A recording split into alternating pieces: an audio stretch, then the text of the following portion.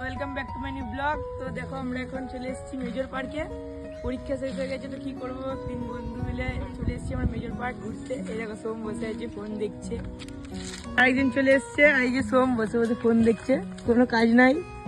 তো দেখো এখন বাজে হচ্ছে 11:53। তো এখন মেজর পার্কের ভিউ দেখো। অনেকে আবার বাইক নিয়ে বসে আছে, অনেকে আবার গার্লফ্রেন্ড নিয়ে বসে আছে, আর আমরা এক্সাম শেষ হয়ে গেলে যা হয় গাইস। তো আমরা এখন কটা বাজে?